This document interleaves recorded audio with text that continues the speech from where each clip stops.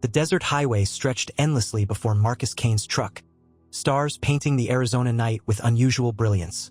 He'd been driving this route for 15 years, but something felt different tonight. The stars seemed closer, more intense, almost pulsing with energy. That's when he saw her, a lone figure on the roadside, platinum hair gleaming under the starlight. His first instinct was to keep driving. Midnight pickups were against company policy, but something made him slow down. She was beautiful, ethereally so, with eyes that seemed to shift color like opals. Her pregnant belly was prominent under a silvery dress that looked too delicate for the desert night. "Are you all right, miss?" Marcus called through the passenger window. "I need to reach Phoenix," she said, her voice carrying an accent he couldn't place. "My vehicle malfunctioned." Marcus scanned the highway. There was no broken-down car in sight. "Hop in," he found himself saying, against all better judgment. "I'm headed that way." As she climbed into the cab, he noticed strange markings on her wrists, like iridescent tattoos that seemed to shift in the dashboard lights. "I'm Marcus," he offered. "Lyra," she replied, one hand protectively over her belly. "Thank you for stopping." The cab's electronics flickered briefly as she settled in. Marcus frowned at his instruments, but everything stabilized quickly. "How far along are you?" he asked, trying to make conversation. 3 months remain," Lyra answered, then added somewhat cryptically, "Though time flows differently here." Marcus glanced at her, noticing how the starlight through the windshield seemed to bend toward her slightly. "You're not from around here, are you?" Lyra smiled mysteriously. "What makes you say that?" "Just a feeling." He adjusted his mirrors, catching glimpses of her touching the various screens and controls with curious fascination. Every time her fingers neared an electronic device, it would flicker or display strange symbols momentarily. "Your transportation technology is interesting," she commented. "So mechanical." "Compared to what?" She didn't answer directly, instead asking, "Do you ever look at the stars, Marcus, and feel like they're calling to you?" He did, actually, especially lately. The night sky had been unusually active, with phenomena that news stations couldn't quite explain. "They're particularly bright tonight," he observed. "They're saying goodbye," Lyra whispered, so softly he barely heard it. The truck's GPS suddenly scrambled, showing coordinates that couldn't exist. Lyra quickly pulled her hand away from the dashboard, and it returned to normal. "Sorry," she said. "Your systems are sensitive to certain energies." Marcus should have been alarmed, but instead found himself increasingly intrigued. There was something about Lyra that felt both dangerous and right, like a puzzle piece he hadn't known was missing. "Where exactly in Phoenix are you headed?" he asked. "I'll know when we're closer," she replied. "The signals are stronger there." "Signals?" Lyra turned those color-shifting eyes to him. "You feel it too, don't you? The pull? That's why you stopped for me. Some part of you recognized what I am." The air in the cab seemed to charge with electricity. The dashboard lights pulsed in rhythm with some unseen energy. "And what are you?" Marcus asked, though part of him already knew the answer would change everything. Lyra's hand found his on the gear shift. Her touch sent currents of energy through his body, awakening something that felt like memories of stars. "Let me show you," she said softly. The truck's headlights caught a turnoff ahead, a small desert road he'd never noticed before in all his years of driving this route. Without questioning why, Marcus turned onto it. As they drove deeper into the desert night, the stars seemed to draw closer, and Marcus Kane began to realize that his simple life as a truck driver was about to become infinitely more complex. But looking at the mysterious woman beside him, he couldn't bring himself to regret stopping. Some choices, he was beginning to understand, were written in the stars long before we make them. The desert road led them to a secluded clearing where the stars seemed impossibly close. Marcus cut the engine, and the night wrapped around them like a living thing. "Watch," Lyra said softly. She raised her hand, and the markings on her wrist began to glow with an internal light. The air around them shimmered, and suddenly the clearing was filled with holographic star maps, swirling in 3 dimensions. "My home," she explained, pointing to a system Marcus didn't recognize. "Or what's left of it. Our sun is dying, collapsing in on itself. My people." She touched her pregnant belly. "We had to find a way to survive." Marcus watched, transfixed, as the holographic display showed a civilization far beyond Earth's technology. "You're really not from here."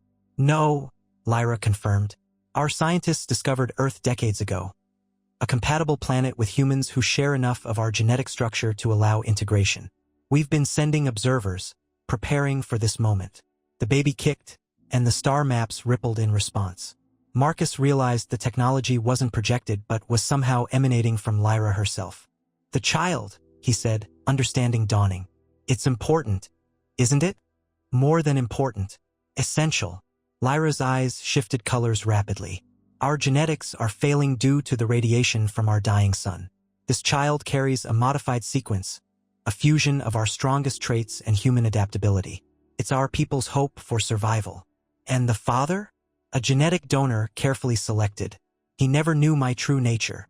She looked at Marcus intently. "But you're different. You can sense what I am, can't you?" He could. From the moment she'd entered his truck, something in his very DNA had recognized her as both foreign and familiar. "The company I work for," Marcus said slowly, "they've been transporting strange equipment to facilities in Phoenix. Government contracts, all very hush-hush. They're looking for something, or someone." Lyra's expression turned worried. "Yes, they detected our preliminary scouts. That's why I had to abandon my transport when their sensors got too close. But I have to reach the gathering point before." She grimaced as energy rippled visibly across her skin. "Before what?" "Before the child comes. Our gestation period is accelerated compared to humans. 3 months in your time, but the final phase." She breathed deeply. "The energy signature will be impossible to hide. They'll find us." Marcus found himself reaching for her hand. The contact sent sparks of alien energy through his body, but it felt right.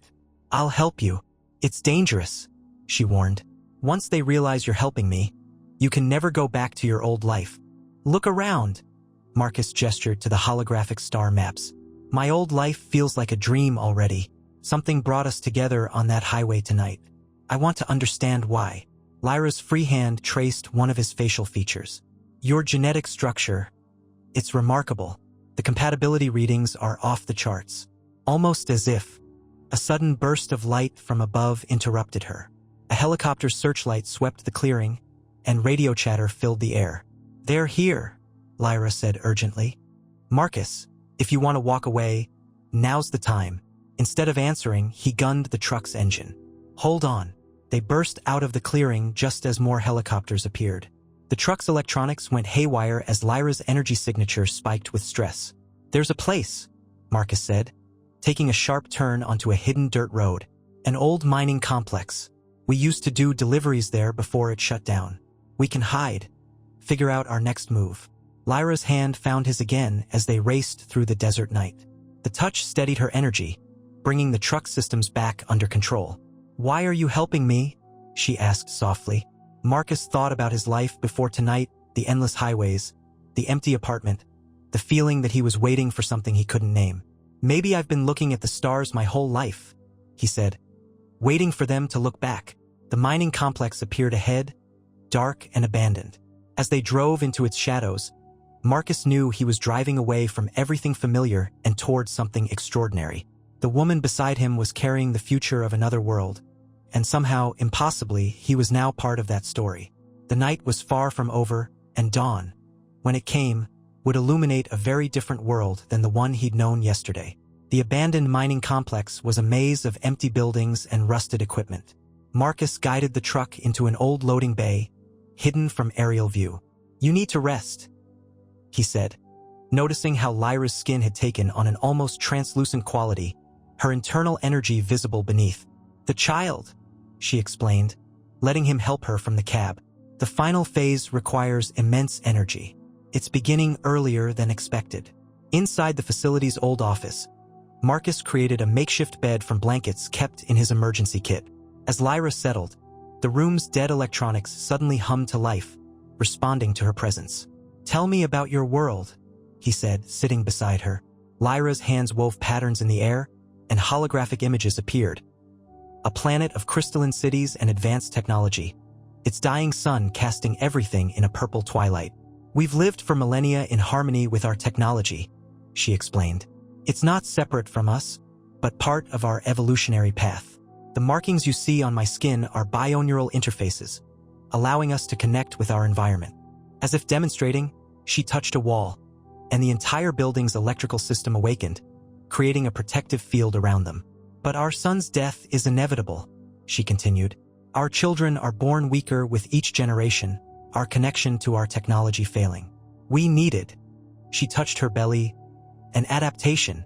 Human DNA carries remarkable survival traits, an adaptability we lost long ago.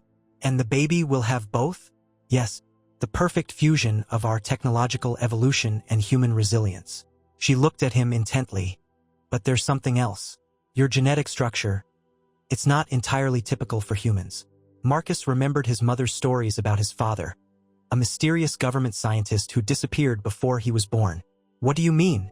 Lyra took his hand, and suddenly he could feel what she felt, the energy flowing through her. The baby's dual nature, and something in his own DNA resonating with it all.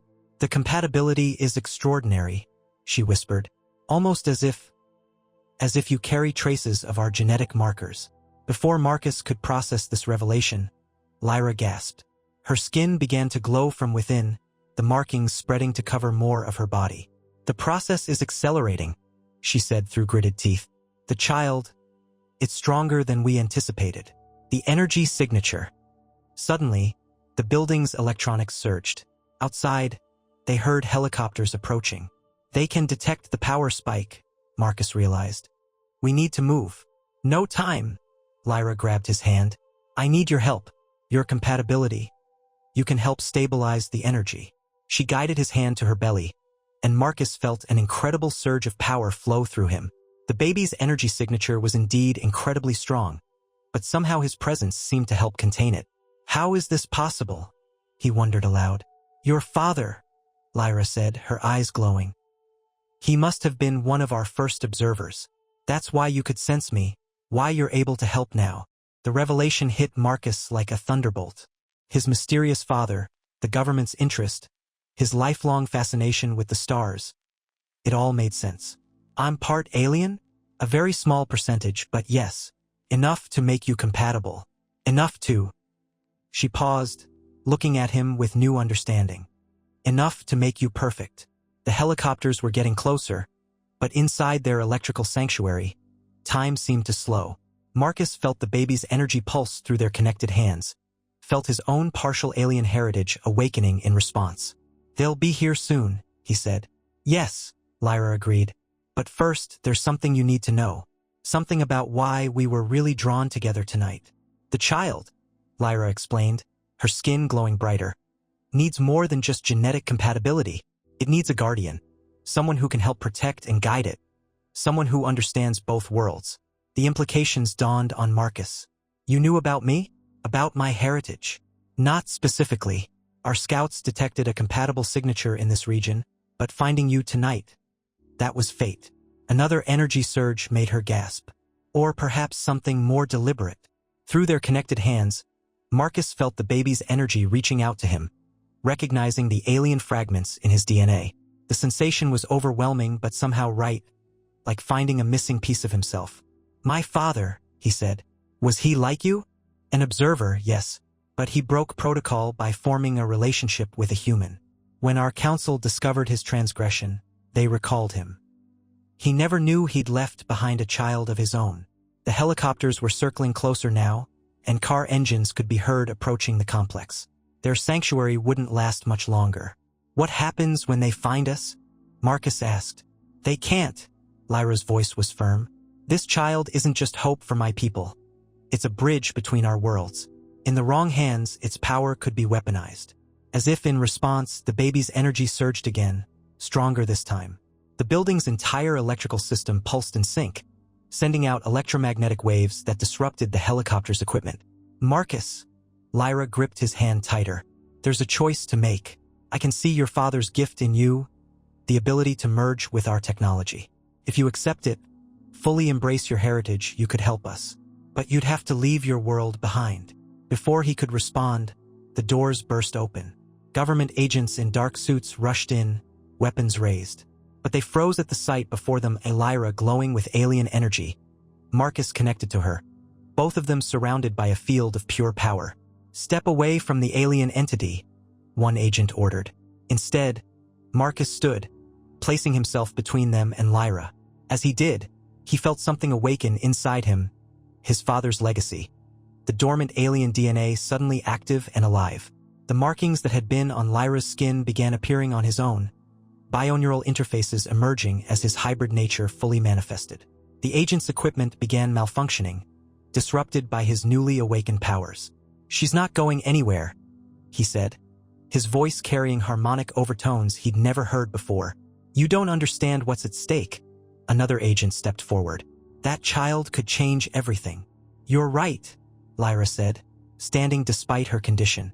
"But not in the way you fear." She raised her hand, and the holographic star maps appeared again, but different this time. They showed not just her dying world, but a future Earth and her planet in alliance, sharing technology and culture, growing stronger together. "This child isn't just an heir to my world," she explained. "It's the first of a new generation that could unite both our peoples." "And Marcus," she looked at him with those color-shifting eyes, "you're proof that such unity is possible." The agents exchanged uncertain looks as their communications devices continued to fail. Marcus could feel Lyra's energy building to a critical point. The child was coming, and soon. "Make your choice," she told him softly, "but make it quickly." Marcus looked at his hands, now marked with the same bioneural patterns as Lyra's, felt the power flowing through him, the connection to something larger than himself. He thought about his lonely life on the highways, always searching the stars for answers he didn't understand. Until now. In that moment of decision, Marcus's newly awakened powers surged. The entire building's electrical system responded, creating a dome of energy that pushed the agents back. "We need to go," he told Lyra, understanding flooding through their connection. "The gathering point in Phoenix. It's not just a meeting place, is it?" "No," she smiled through her increasing contractions. "It's a transport site. Our ship is waiting, cloaked in the desert." The agents regrouped, bringing in specialized equipment designed to contain alien energy signatures. But they hadn't counted on Marcus's hybrid abilities. With a thought, he disabled their devices, his father's legacy giving him an instinctive understanding of both human and alien technology. "Last chance," the lead agent called out. "That child could be the key to advancing human technology by centuries." "It's not a weapon or a tool," Marcus responded. "It's the future, but not one you can control." Lyra suddenly cried out, her glow intensifying. The baby was coming, and its energy signature would soon be impossible to hide.